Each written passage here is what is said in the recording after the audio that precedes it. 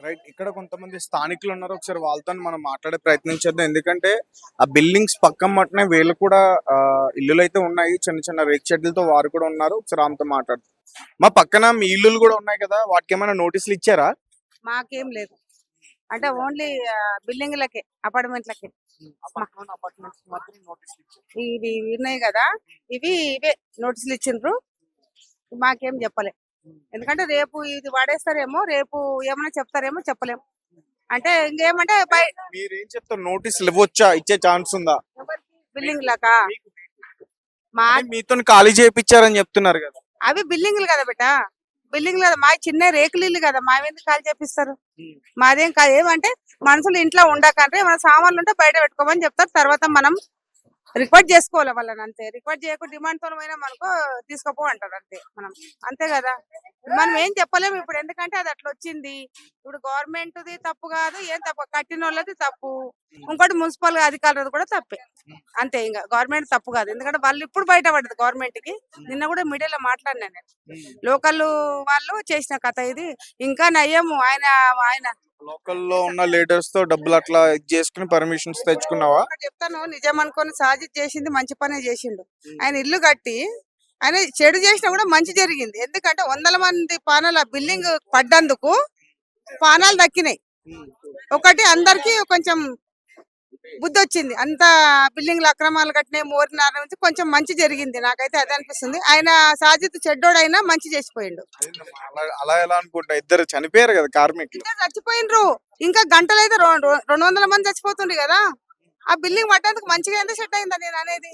అది పడపోతే ఇంకా నెల అయితే దాంట్లో 100 మంది చచ్చిపోతుంది కదా అంటున్నా. ఆ బిల్డింగ్ కట్టినందుకు కట్టేసి రెంట్లకి ఇచ్చేయడం, హాస్టల్ కి రెంట్లకి ఇచ్చేయడం. హాస్టల్స్ అయితే ఇప్పుడు నేను చెప్పిన అనుకో నా మీద అందరు పగబడతారు. నాకు ఎందుకు వచ్చిన బాధ. అంజనగర్, మాదాపూర్ ఎట్లుంది? మాదాపూర్ ఎట్లుంది? అధికారులు తప్పు ఉంది. ఎందుకంటే మన కళ్ళు కనబడుతున్నాయి కదా. హాస్టల్ కట్టుకోవచ్చు, రూములు కట్టుకోవచ్చు, 4 ఫ్లోర్లు 3 ఫ్లోర్లు కట్టుకొని చేసుకోరు, హాస్టల్ చేసుకోరు. కానీ ఇష్టానుసారం మీరు ఇంత పొడుగు కట్టి మంది పనులు తీయాలంటే తప్పు కదా, తప్పే కదా. అంటే ఇంత లోపలికి హాస్టలర్స్ కూడా రెంట్ కి ఇవ్వకూడదు. ఎందుకంటే అందులో చాలా మంది జనాభా ఉంటారు. అండ్ ఏదైనా ఫైర్ సేఫ్టీ కంపల్సరీగా చూసుకోవాలి. ఏదైనా అగ్ని ప్రమాదం జరిగినా రావడానికి వే ఉండాలి, అంబులెన్స్ కి వే ఉండాలి. అలా కూడా లేవు కదా బిల్డింగ్స్ కి వెళ్ళడానికి. హాస్టల్ కట్టమంటే మన అండర్ గ్రౌండ్ మనము ఒక సేఫ్టీ అనేది చేసుకోవాలి. గాలి రానికి వెళ్తూ ఉండాలి. ఎందుకంటే కొంతమంది డబ్బు కాసేవాడి మధ్యవర్తులు, మీకు తెలిసిన సంగతే, అట్లా చేసిండ్రు. లాస్ట్ కి వచ్చే వరకు అంతా బయటపడ్డది. ఉన్నోళ్ళకు కూడా బాధలు వచ్చింది పాపం. అధికారులు కూడా సస్పెండ్ చేశారని చెప్తున్నారు. అది వాస్తవేనా? అంటే ఎట్లుంటారంటే రాజకీయ నాయకులు న్యూ పార్టీకి న్యూ ఓటేలు నా పడి అట్లా చిన్న చిన్న లీగల్స్ రూల్ గా పోతే, అంటే రూల్ గా మనం పద్ధతి ప్రకారం పోతే రూల్ ఒకటే రూల్ ఉంటది. ఇక ఆయన నాకు నమస్తే ఎట్లా దీని నమస్తే అంటే 100 సవా లక్షలు గొడవలు ఉంటాయి. అది కాదు కదా, మనం ఏం జరుగుతుంది, ఇది మంచి జరుగుతుందా, ఇప్పుడు మంచిగా జరిగింది కదా. ఈ బిల్డింగ్లు కూల్చడానికి అధికారం వైట్ పిల్లలు కంప్లైంట్ ఇచ్చిండ్రు, ఇక్కడోళ్ళు కాదు ఇచ్చింది. వాళ్ళు ఏమంటారంటే మా బిల్డింగ్ల పక్కకు మీ అపార్ట్మెంట్లు ఉండొద్దు, మీ వల్ల మేము ఎందుకు చచ్చిపోవాలి, మీ బిల్డింగ్ తీసేది. 20 ఫీట్ల రోడ్, అది 20 ఫీట్ల రోడ్లు కూడా ఇక్కడ మూసేసారు.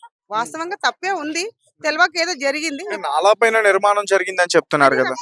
నాలా పైన చేసింది అయితే తప్పే, నాలా పైన చేసింది 100% తప్పే. దానికి ఇప్పుడు జరిగింది కాబట్టి మనం ఏం చేయలేం. అధికారులు పెద్ద సారోళ్ళు ఉన్నారు. మన రంగనాథ్ సార్ వచ్చిండు, ఎమ్మెల్యే వచ్చిండు, గాంధీ వచ్చిండు. మాట్లాడారా? రంగనాథ్ గారితో మాట్లాడడానికి ప్రయత్నించారు? మాట్లాడినా కానీ నిన్న వెళ్ళిపోయిన నేను వైట్ పిల్లుకొని మాట్లాడినాను. ఇక ఆయన సార్కి ఇప్పుడు నాకు తెలిసిందంటే అధికారులకు ఇప్పుడు కన్ను తెరిచిండ్రు. ఇప్పుడు ఇంకా మీటు ఏంటంటే బిల్డింగ్లు కట్టాలన్నా, ఇంకా మీటు ఇష్టానుసారం హాస్టల్ కట్టాలన్నా ఇంకా హైదరాబాద్ లో జరిగాయి. ఓకే, మీరు అంటే జరగబోయే దాని గురించి బాగా చెప్తున్నా. ప్రజెంట్ మీ పరిస్థితి ఏంటి? నా మీరు పరిస్థితి అక్కడి నుంచి ఖాళీ చేశారు. ఇప్పుడు మీరు ఎక్కడ ఉంటున్నారు? నేను రోడ్డు మీద కూర్చున్నాడు. అది ఎందుకంటే ఇప్పుడు ఆయన ఇంట్లో ఉన్నా అనుకో, బిల్డింగ్ కూలితే నేనే తెచ్చిపోతా. ఆయన ఏమంటాడు, అవునమ్మా నువ్వు బిల్డింగ్ కూలుతున్నావు కదా, నీ వాడు ఎందుకున్నావు, బయట కూర్చోవచ్చు కదా అంటాడు. తప్పేవాడిని నేను అన్ని చూసుకుంటా. వాడు ఇంట్లో కూర్చో నాది స్టైల్ అయిపోయింది, నాది పొగరు అయిపోయింది. నేను బయట కూర్చోవాలి. ఎందుకంటే కోట్ల ఆస్తి కూడా జరిగింది వాళ్ళకు. వాళ్ళు కూడా వాళ్ళ గురించి కూడా మనం బాధపడాలి. ఈ రోజు నేను సేపుకున్నా వాళ్ళకి అయిందంటే కాదు కదా. ఏమంట వాళ్ళు రోడ్డు మీద, హాస్టల్ పిల్లలు రోడ్లో పడ్డారు, ఓండర్స్ రోడ్డు మీద పడ్డారు, హాస్టల్ లీడింగ్ తీసుకున్న వాళ్ళు నష్టపడ్డారు. మాకెందుకు అంటే ఇట్లా వాళ్ళు కూడా మనసులే కదా. ఖాళీ చేశారు అయితే మీ ఇల్లు మొత్తం ఖాళీ చేశారు? చేయలేదు, మా ఇల్లు చేయలేదు. రేపు చెప్తారు ఏమన్నా ఉంటే. సామాన్లు బయట పెట్టుకొని తాళం వేసుకొని. హైడ్రా అధికారులు ముందుగా చప్పురు అనేది కూడా మధ్య కాలంలో చాలా మంది చెప్తున్నారు.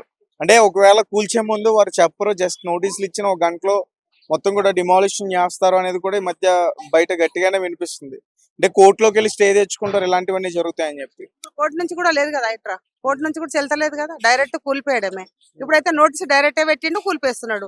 చెప్పిన హాస్టల్ సామాన్లు కూడా వాళ్ళు ఏదో టైం వచ్చినప్పుడు లంచ్ టైం పోయినప్పుడు ఉరికి తెచ్చుకుంటున్నారు, వాళ్ళు పరిగెత్తుతున్నారు వాళ్ళు. కానీ వాస్తవంగా వీళ్ళకి టైం ఇవ్వాలి. సామాన్ తీసుకోనికైతే నాకు కూడా బాధ అనిపించింది, టైం కంపల్సరీ ఇవ్వాలి. కూలిపండ్రి మీకు ఓనర్ల వల్ల రెంట్ తీసుకునే వాళ్ళు ఇబ్బంది పడ్డారా?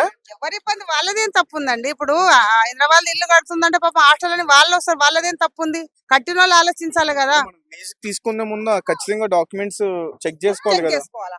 ఇల్లు కట్టిన వాళ్ళు ఏరే నాలనా లేదా బొందలు గడ్డనా ఇంకేమైనా ఆలోచించుకొని కట్టుకుంటే ఈ ప్రాబ్లం రాదు.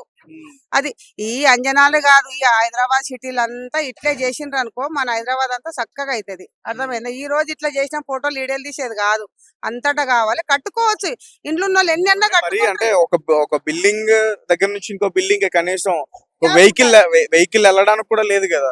అది కదా నేను అంబులెన్స్ గానీ ఒక ఫైర్ ఇంజిన్ గానీ వచ్చినప్పుడు కూడా వెళ్ళడానికి కూడా దారి లేదు. నీకు ఇంకోటి తెలుసా, మొన్న నా కొడుకు 6 నెలల కింద చచ్చిపోయిండు. నేను ఏడ్చిన, అంబులెన్స్ పట్టుకుని నా పినిగి నీడ పట్టుకొచ్చిన. మరి వాడు చచ్చిపోడా? మరి నేను 30 ఏళ్ళ నుంచి ఉన్నా కదా, ఒక రేకుల ఇంట్లో ఉన్నా కదా, మరి నా కొడుకుని పట్టుకోడానికి ఆ నుంచి పట్టుకొచ్చాను. మరి వాళ్ళు కూడా చచ్చిపోయి బొందల గడ్డలు పెడతారు కదా, ఒక అంబులెన్స్ అనికలేదు రోడ్ల. మరి నేను 30 సంవత్సరాల నుంచి ఉన్నా కదా, నీవని చెప్పుకోలే. వాళ్ళు బిల్డింగ్లు కట్టిండ్రు, మేము ఇట్లా ఉన్నాం, గరీబ్ ఉంటాం కాబట్టి ఉన్నాం. ఎవరిని దోసుకోలేదు, ఎవడు ఏమి ఉండలేదు, ఉన్నాం అట్లే. ఇప్పుడు ఎక్కడి వరకు ఖాళీ చేశారు? ఆ చివరి నుంచి ఎక్కడి వరకు ఖాళీ చేస్తారు? లాస్ట్ వరకు ఇక్కడైతే ఏం కాల్ చెప్పలేదు. వీళ్ళకైతే కొంచెం సామాన్లు తీసుకొని తాళాలు వేసుకొని బయట ఉండమని మీరు చెప్పిండ్రంట. కూడా సామానం తీసుకొని తాళాలు నేను సామాన్ తీయలేదు, మాకు రేపు చెప్తారు. ఈ బిల్డింగ్ పడేస్తుంది ఉంటే మాకు కొంచెం ప్రాబ్లం అవుతుంది, దాన్ని మేము రిక్వెస్ట్ చేసుకుంటాం సార్. ఇప్పుడే పడేసేటట్టుగా ఉందిగా ఈ బిల్డింగ్. పడేయను, ఎట్లయినా పడుతుందండి. మరి మీ సామాను ఉండిపోయింది ఇక అందులో. తీసుకుంటా నేను. ఇప్పుడు ఒక పళ్ళు ఇరిగిపోయింది, ఈ పండ్లన్నీ లూజ్ అవుతాయి కదా. ఈ పళ్ళు ఇరిగిపోయినప్పుడు ఈ పళ్ళు లూజ్ అవుతుందా లేదా, సార్ వాళ్ళని రిక్వెస్ట్ చేస్తాను నేను. సార్ వాళ్ళని అడుకుంటా, సార్ సామాన్ ఉందంటే అమ్మ తీసుకుంటారు. కానీ మన డిమాండ్ తో పోతే ఎట్లా ఉంటది, మంచితనంతో పోవాలి కదా. మరి అంతే కదా, నా సామాన్ నేను తీసుకుంటా. రాత్రి లేడీస్ హాస్టల్లో అనుకున్నా, ఇక్కడ కూర్చున్నా. ఇప్పుడు అందరు బాధపడి, ఇల్లు కూడా రోడ్డు మీదనే పడ్డారు కదా, అక్కడ చూడండి సామాన్లు చూడండి. ఆమె బిల్డింగ్ ఖాళీ ఉందని పాపం మేపించుకున్నారు, లేకపోతే రోడ్డు మీదనే కదా వాళ్ళ బతుకులు. వాళ్ళ హాస్టల్ కడుతున్నారు, వాళ్ళు ఇలా ఇంకెవరాలు వాళ్ళు వేసుకున్నారు మంచిగా. అదే ఎవరు వేసుకున్నారు, రోడ్డు మీద వేసుకొని కూర్చోగలుగుతారా? ఇప్పుడు అడ్వాన్స్ ఇచ్చిన వాళ్ళు పోయినరు, ఓనర్స్ లాస్ అయిపోయినారు. అందరికి లాస్ అయిందండి, అందరికి లాస్ అవుతుంది. అది మనం కట్టేటప్పుడు మనకు తెలివి ఉండాలా, అర్థమైందా? ఈ బాధపడక ముందే బాధపడ్డాం అనుకో, ఈ తెలివి బాధ ఉండదు. ఇప్పుడు నేను గవర్నమెంట్ కి చెప్పేది ఏంటంటే ఒక్కటే, బిల్డింగ్లు కట్టుకోండి, హాస్టల్లు కట్టుకోండి, మీరు ఓయా రూములు కట్టుకోండి, మీరు లాడ్జింగ్లు కట్టుకోండి. 4 ఫ్లోర్లు 3 ఫ్లోర్లు కట్టుకోవాలి. గవర్నమెంట్ కి చెప్పేది అదొకటే, ఇంకంతే. ఇంకా గరీబోనికి ఇల్లు లేదు ఉండనికేడ. ఈ స్కూళ్ళు లేవు, గవర్నమెంట్ స్కూల్ లేవు, హాస్టల్లో పురుగుల నీళ్లు పోస్తున్నారు. గివిట్ల మీద పడితే ఏం లాభము? పడండి, కానీ స్కూల్ కూడా అట్లా చేయండి, అభివృద్ధి చేయండి. ఇక్కడ గవర్నమెంట్ స్కూల్ ఉంది, కొంచెం పోయి చూస్తావా? పెట్టాను గల్లీలో, చూడుపో పిల్లలు ఎట్లున్నారో చూడుపో.